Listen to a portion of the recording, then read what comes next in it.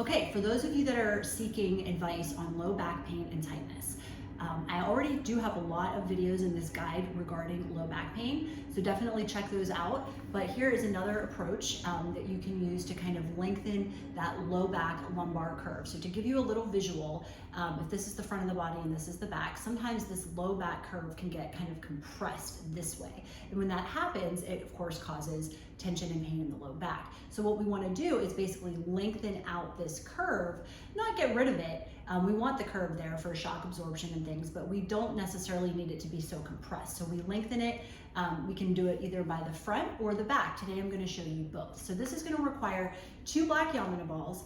If you have smaller ones like the navy blue or the sea glass, you can try it if you want, but I recommend the black because they're the softest and the most forgiving. So essentially we're going to do the same thing in the front that we do in the back. And what this is going to look like is we're going to start at the front with the balls basically straddling the pubic bone, and we're going to move them up the belly, straddling that midline to about the navel level, about the belly button level. Along the way, you are welcome to play with widening them out.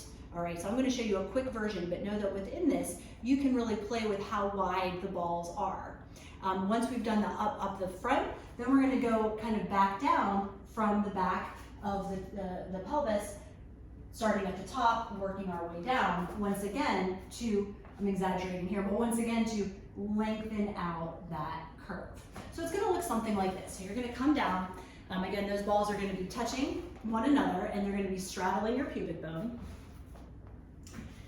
And this can be a little intense at first, so take your time dropping your weight into the ball. Take lots of good full breaths. You can use your hands to make a pillow, or you can rest your forehead on the floor or the bed. This can also be done in bed, and stretch your arms overhead this way.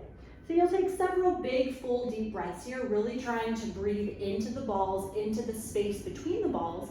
And before you move them up, if you want to take them a little wider so that they're closer to your hip bones, you can do that. And once again, breathing into that space. From there, you would just, on an exhale, start to push your body backwards so the balls move up. And you'll go to your second level, once again spending a considerable amount of time breathing here, keeping them either close together or again, widening them out, creating a little hammock or a little sling for your midline to just drop down into with lots of big, full, deep breaths. And then again, you can back up and go a little bit higher so that you're up at the navel level. And again, you can play with whether the balls are touching or a little bit wider apart. You could stop there, or you could do the second piece, which the second piece can also stand alone if you only have a few minutes. But once again, those balls will be touching. They'll be on the rim of the pelvis, not higher than the rim. So right at that point where you feel the bone turn to flesh, that's where you want to be, on the actual bone. Balls are now straddling the spine. Come on down.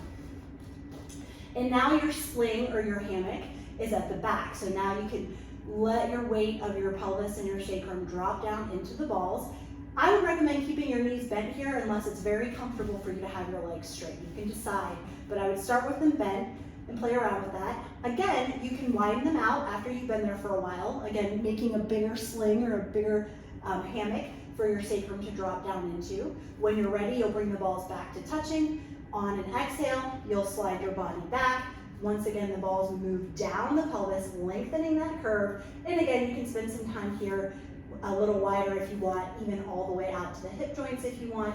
Your stopping point will be just before the tailbone, so you're not going to put pressure on the tailbone, but you'll be pretty close to it. And then when you widen the balls out here, you'll definitely be deep within those hip joints.